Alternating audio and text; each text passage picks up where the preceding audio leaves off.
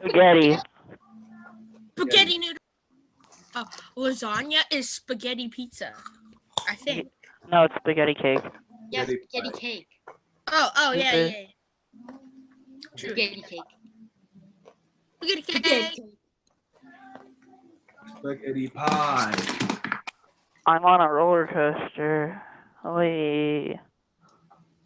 No, I just like hanging from my ceiling. Don't throw up. Elijah, is my computer laggy? Yeah.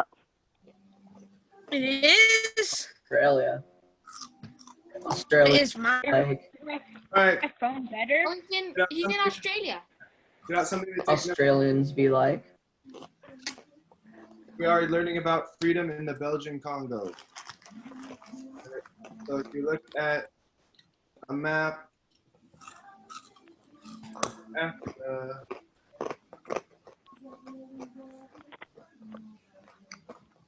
Democratic Republic of Congo is right here, and then this country right here is called the Congo. So we have the Congo and Democratic Republic of the Congo. So these are two different countries, and we are going to learn about how they became that way. Right? So to page 379. You have it.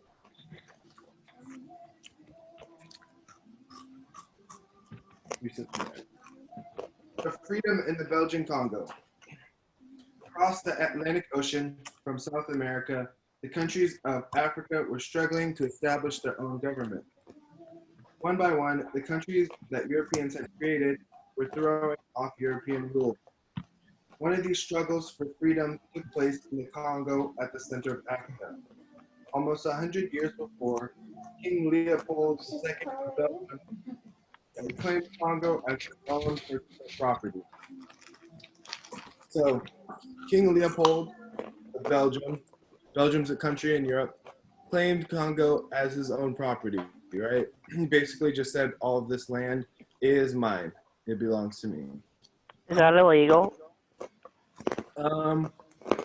At the time, people were colonizing Africa, so yes, it was illegal, but it was very common. He called his land in Africa the Congo Free State and named one of his states after himself, Leopoldville. Leopoldville is the capital of Congo. The Congo Free State stretched from the Atlantic Ocean on the western coast of Africa all the way to Lake Tanganyika. It went from just below the Sudan in the north down to the south of Africa. The Congo Free State was huge. Its land was fertile, and many different African tribes lived in it. So, Congo was known as a Congo Free State. And we're going to see how the people of Africa were treated, or the people of the Congo were treated. King Leopold treated the many tribes in his colony badly. He forced them to pay high taxes to earn enough money to meet the king's demands. Africans had to work long hours making rubber or go on dangerous elephant hunts so that they could sell the elephant's ivory tusks. Leopold allowed slave traders to raid the Congo, taking Africans to sell in Europe as slaves. Every village in the Congo had to every year to work as slaves for Leopold. Like sacrifices to a dragon, he even made a notorious slave trader the governor of part of the Congo. So the Africans were treated badly.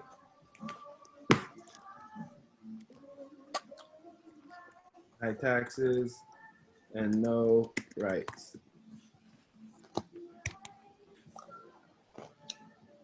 The Africans also allowed, King Leopold also allowed slave trade, right? And required villages to send him slaves. By the time the Congo had Leopold's possession for 25 years, half of its people had died.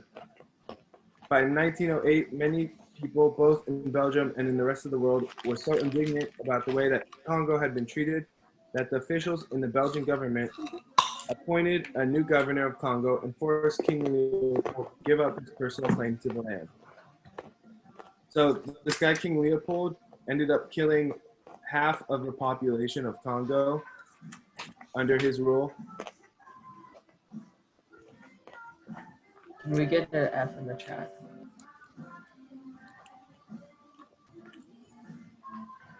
We could.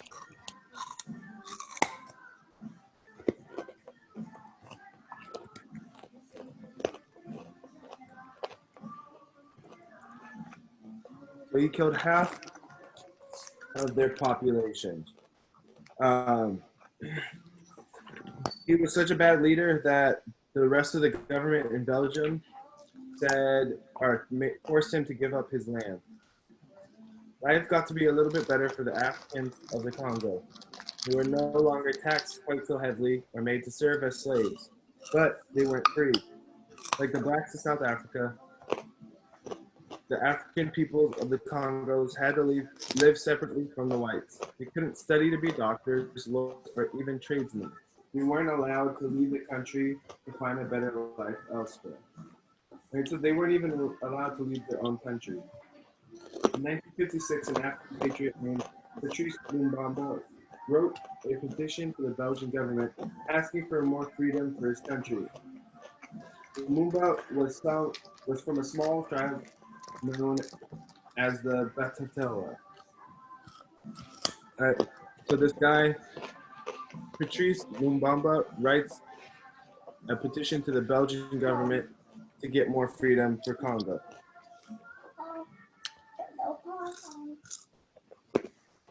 In 1950, Lumumba formed a group called the MNC, or Movement National Congolese. Lumumba told his followers, independence isn't a gift that can be given by Belgium, it is the right of the Congolese people. So this guy Lumumba starts the MNC, or the Movement National Congolese, and they're fighting for independence for Congo. MNC led demonstrations and riots trying to claim the rights for themselves. At first, the Belgian government arrested some of the MNC leaders, hoping that the movement for independence would die down. Instead, it grew more powerful, thanks to an action taken by the country of France. The French Prime Minister, Charles de Gaulle, allowed the French colony just northwest of the Belgian Congo to declare itself free. So they're talking about this area right here. This was owned by the French, right?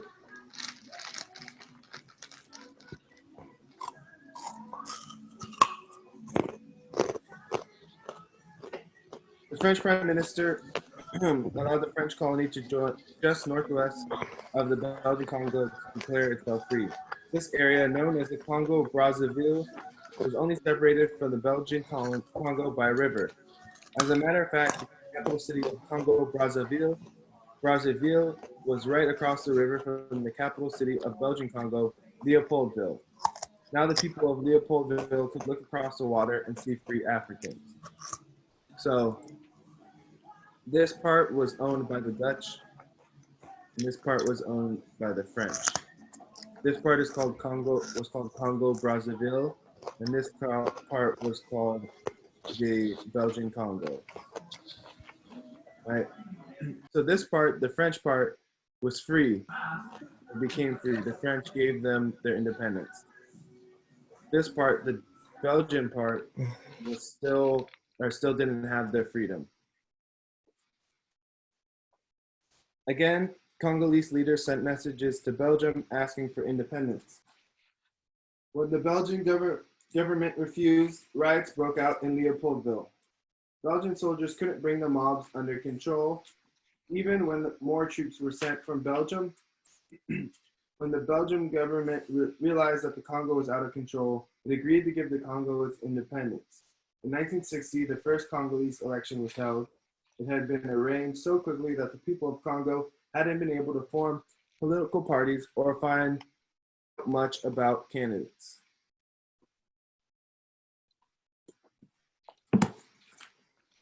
So the French, or the Belgian soldiers, to riot against the Belgian government, right? And then the Belgians realize that Congo is out of control. So they hold an election, but they do the election so quickly that no one really knows what's going on.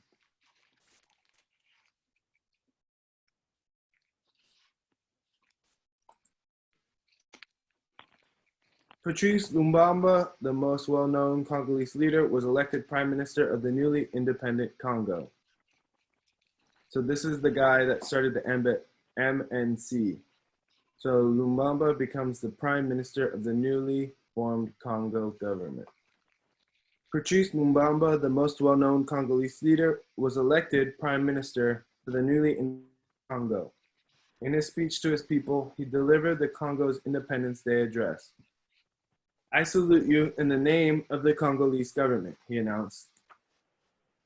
Noble, just struggle was needed to bring to an end the humiliating slavery imposed upon us by force. We have experienced contempt, insult, blows, morning, noon, and night because we are blacks. We have known that the law was never the same for the white man as it was for the black. All this has meant the most profound suffering, but all this is now ended. The Republic of Congo has been proclaimed, and our land is now in the hands of their own children. Long independence and unity of Africa. Long live the sovereign and independent Congo. So to celebrate independence, the people of Leopoldville pulled down and broke up the statue of Leopold II that stood in the capital city. They changed the name of the city to Kinshasa. Not every African who lived in the Congo was pleased with its. Under Patrice Lumumba, the Congo became one big country called the Republic of Congo. But before the Europeans in Africa, the area of Congo had been divided into many small territories, each home of a different tribe. So before the Europeans came, Congo was broken into a bunch of different countries. So the Europeans came and they made it one country. And then after the Europeans got kicked out, the Belgians got kicked out, the Congolese people started to rule the country, but they kept it as one giant country. So some people were arguing that it should be turned back into smaller countries, and some people argued that it should stay the same.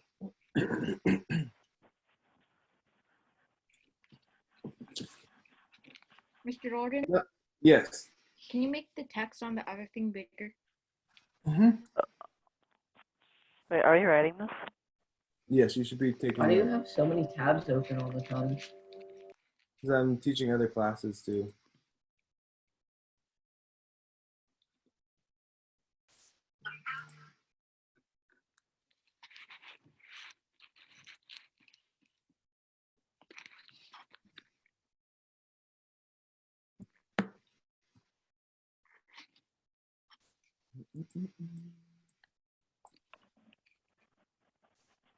All right.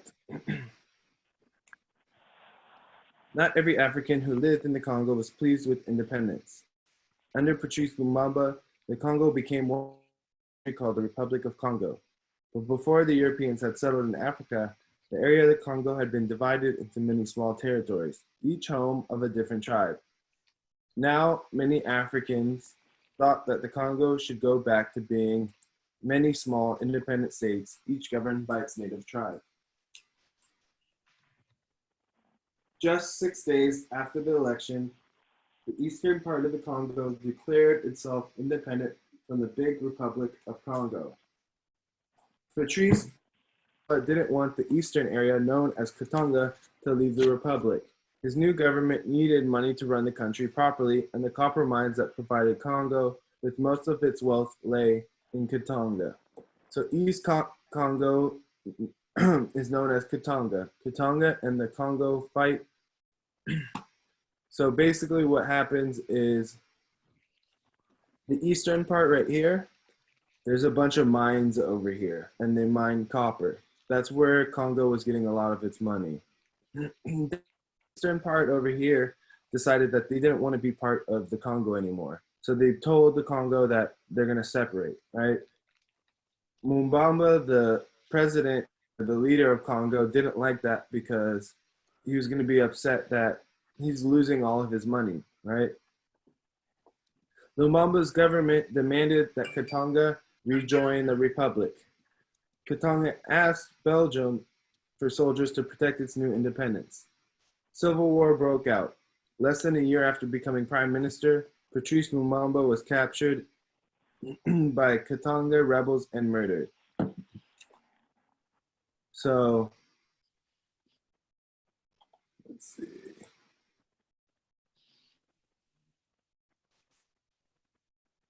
East Congo is known as Katanga. Katanga and Congo fight, right? They start their own civil war, okay?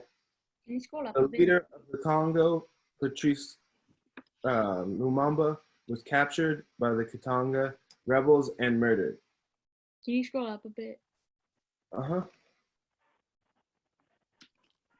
A Congolese general named Joseph MOBUTU announced that the Congo would now be ruled by a caretaker government. In other words, by military officers who had seized control of the country. No one tried to organize another election.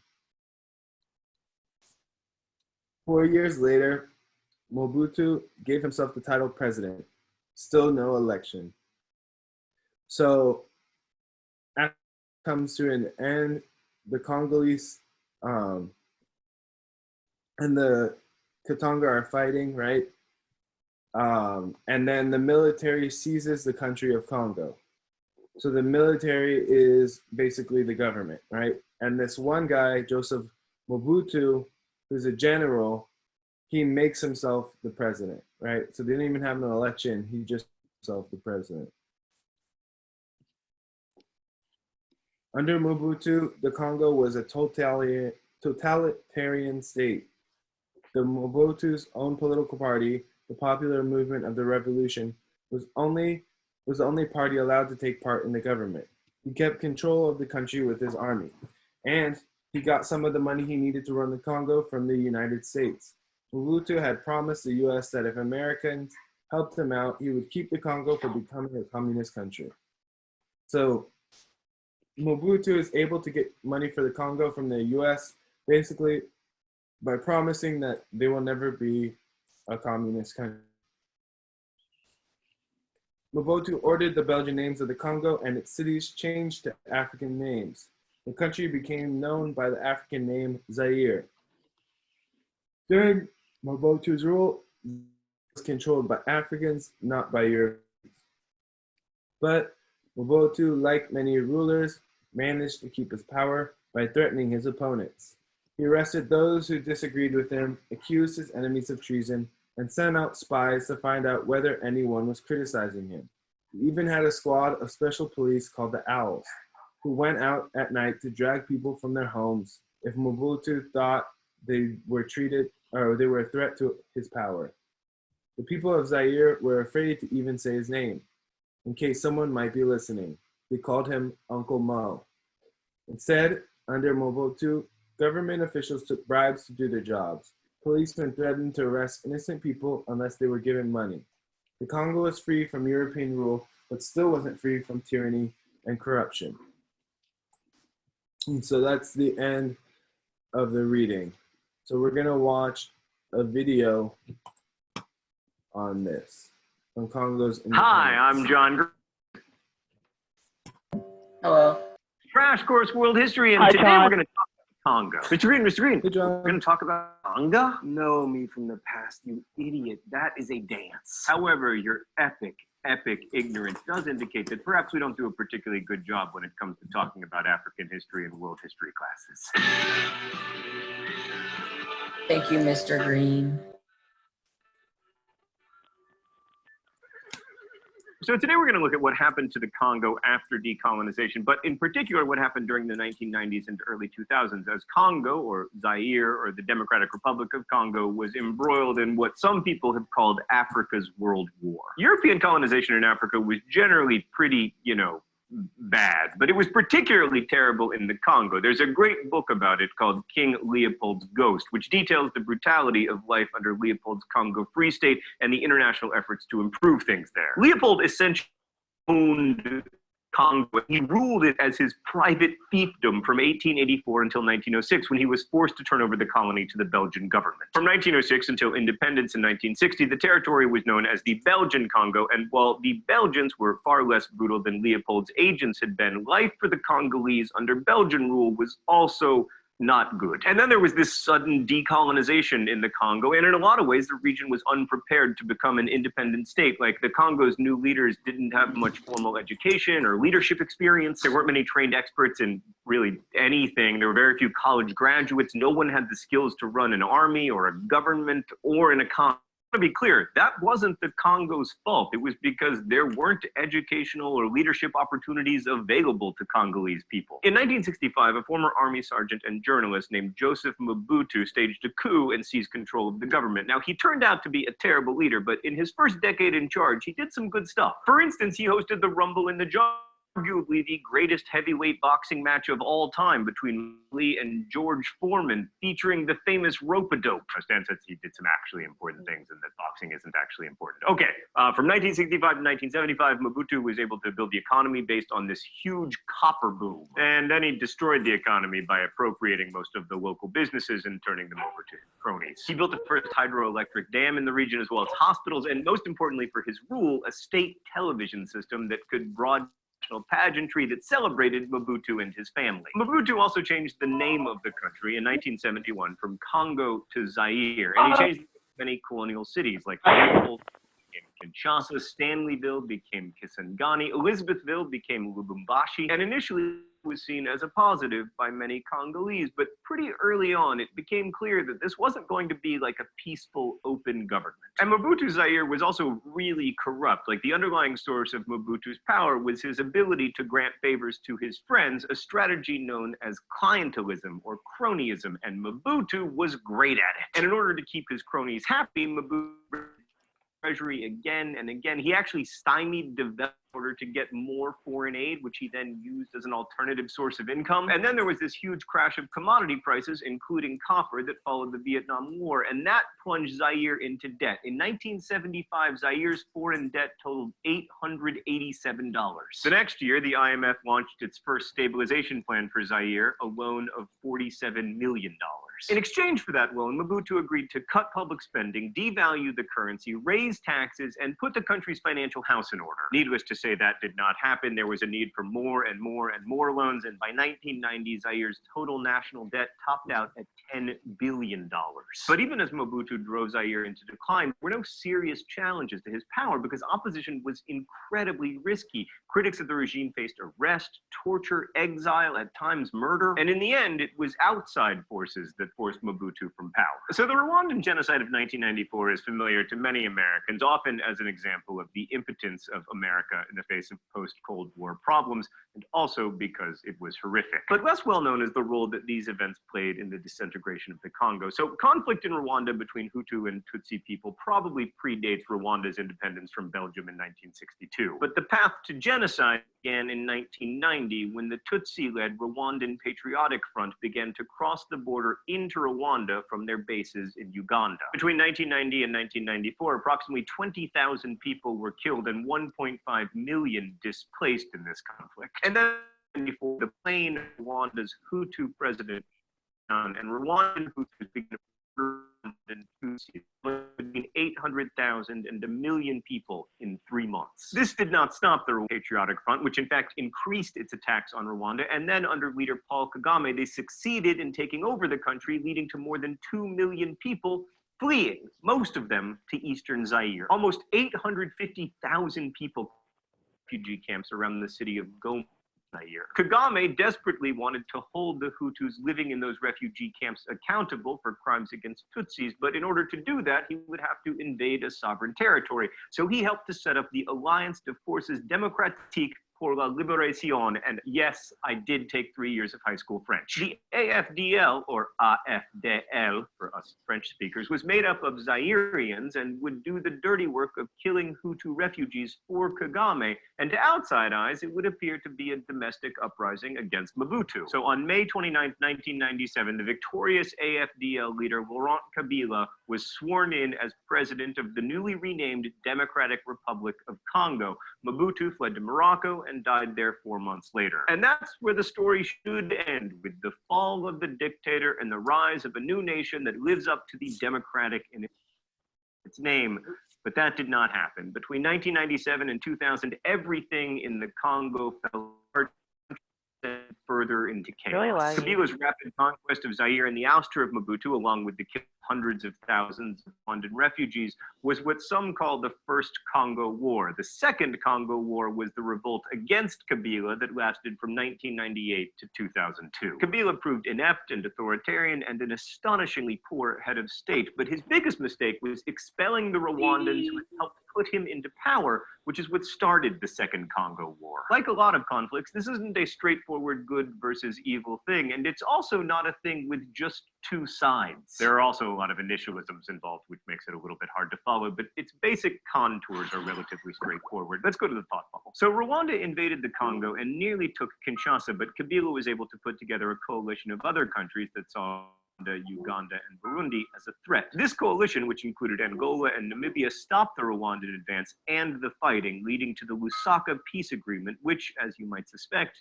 did not last. The fighting instead shifted to the eastern part of the DRC, especially the rich mining regions of Kivu and Katanga, and pretty quickly, the cause of the fighting turned from politics to profit. Kabila's government supported local militias who fought the Rwandan and Ugandan armies, and then eventually each other, over control of the valuable gold, diamonds, and other resources there. Fighting provided a sense of purpose, and also one of the only ways to make a living in a failed economy. It was also incredibly, according to one participant, for a soldier is like a dog. If you open the gate, he causes damage. In the morning before we set out, our leader would say, go and do something foolish. We ransacked houses, we took cell phones, money, and gold necklaces from people. There was also widespread rape and murder. The war continued so long because it was so profitable, but a turning point came when Laurent Kabila was assassinated by some of his own child soldier bodyguards in January 2001. African diplomats negotiated a ceasefire largely in South Africa, and the resulting peace accord required a 2-year transitional period monitored by the largest UN peacekeeping force ever assembled. Thanks, Dr.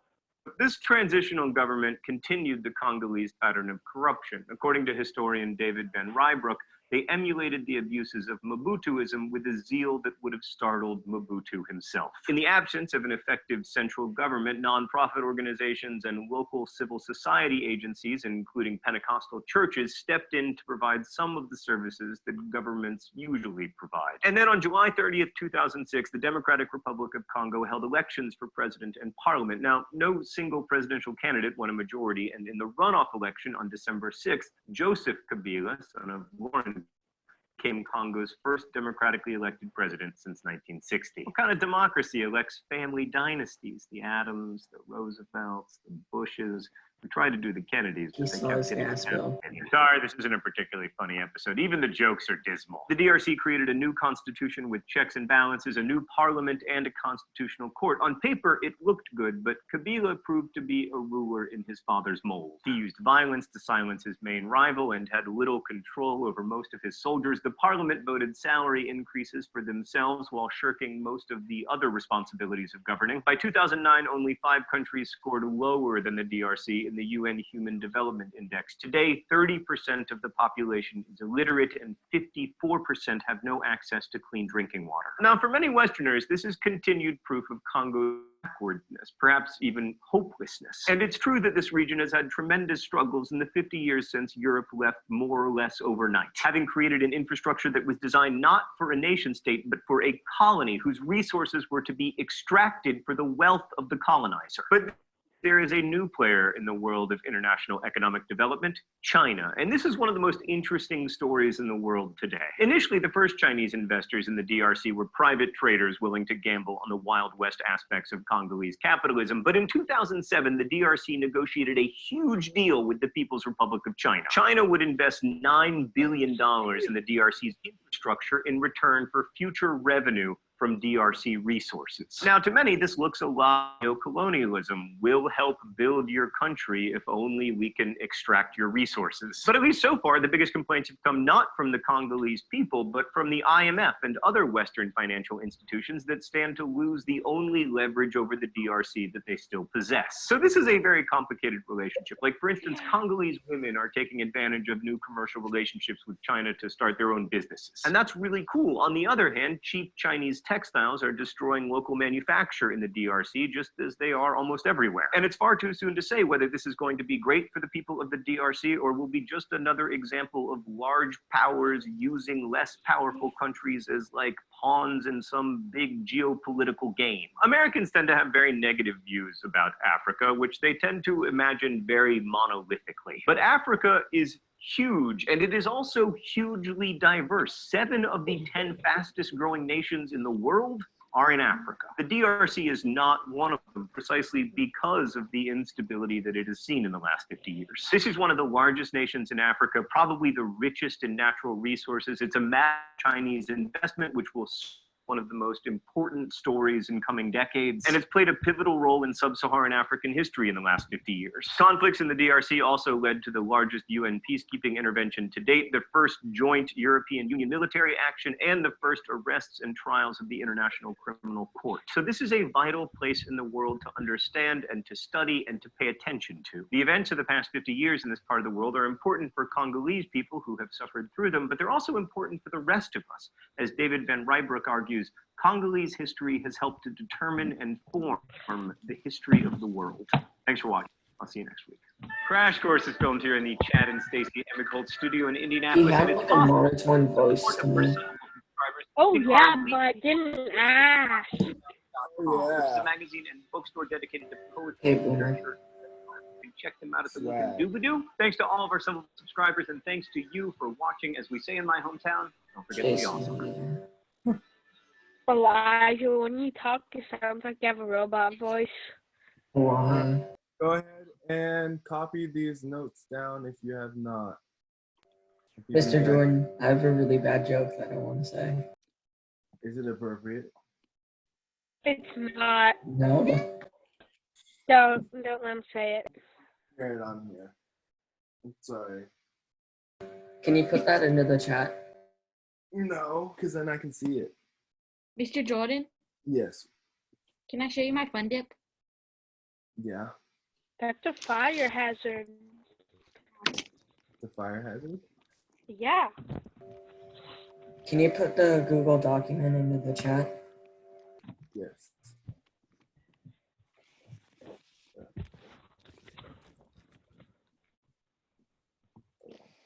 Elijah, do you like my hat? Yeah. What did you think? What did you think about my joke, Aiden? It's just. And Josiah. Because he saw his gas bill.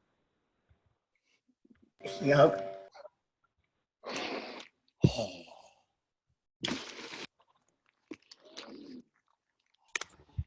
Alright.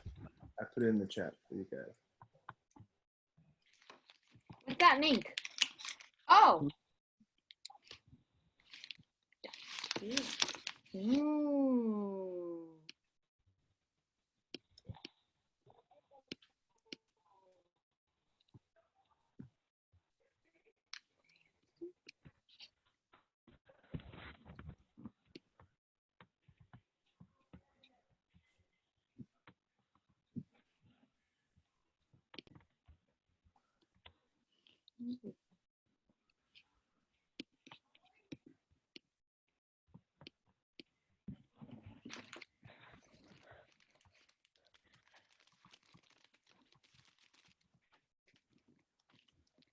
No! I can't do it.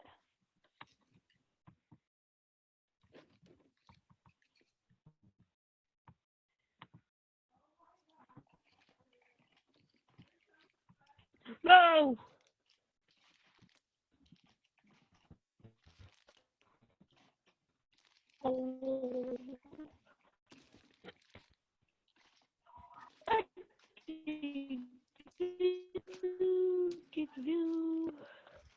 Don't spend that.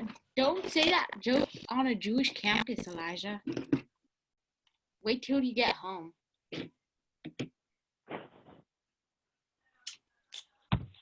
I am home.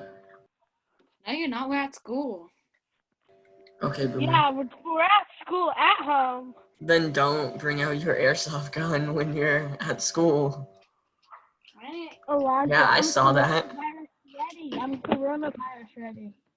Elijah, what'd you get for Valentine's? What? Oh yeah, you didn't get anything for Valentine's. I got like a lot of fun dip for Valentine's. Elijah got.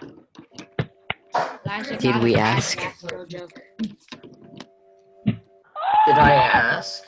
Elijah, can you text me so I can create a new contact for you because I just have a bunch of numbers on my phone? Well, I kind of don't have my phone right now. Can I take a message? It's why he doesn't have his phone. Wait, where'd Mr. Jordan go? He's still here. He yeeted himself out the chat. Can you let me in my phone, please? Can you what?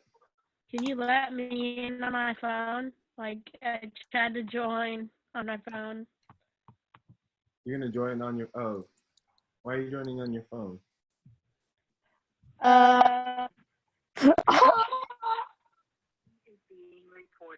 Two Aidens? What?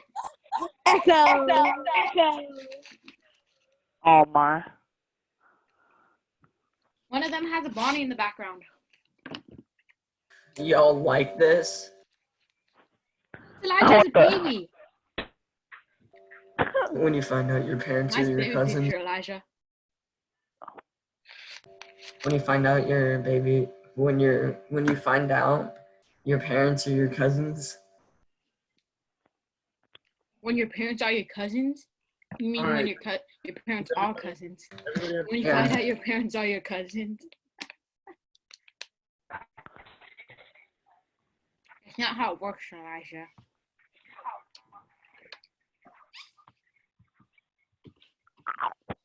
My Switch. Free food, it's Aiden. Why It's are you on your Aiden. Nintendo? I'm not. Yes, you are. No, I'm not. I have physical proof.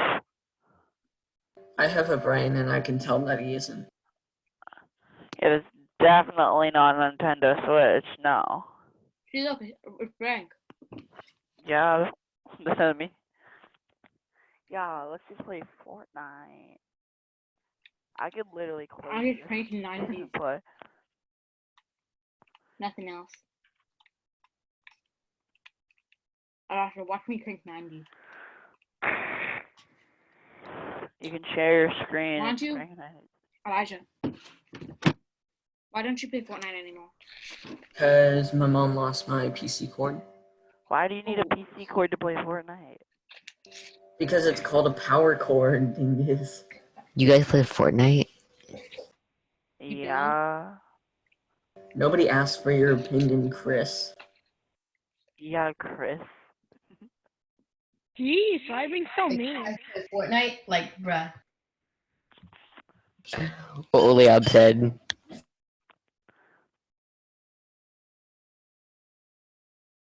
But you don't have a Nintendo Switch. Is everybody done copying this or no? I am. I can't do it. Okay, if you're done copying it, you may Aiden, press on the link. And it's Classic. called copy and paste. Wait, we can go if we're done? No, but it's not on my phone. Wait, Then do did it you on say your we could computer. go? Mr. Wait. Jordan, did you say we could go? What do we do with it? Oh my gosh, everybody's talking. Everybody shut up. I'm asking Mr. Jordan a question. Yes, if you have the notes, you may leave. Okay. Alright, thank you. Why? Eli, can you like text me or something when you get a chance of your phone? Sure. Thank you, Mr. Jordan. You're welcome. Where do you bring the writing to? You're gonna keep it in your notes. Okay.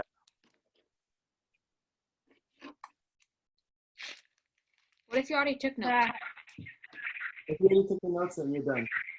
Okay. I just sent them to you, Aiden. Okay. Okay. Bye. Thank you.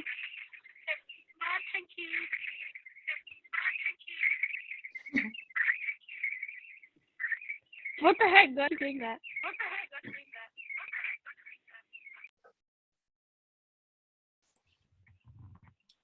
Did you finish, Aiden? I think so. Okay.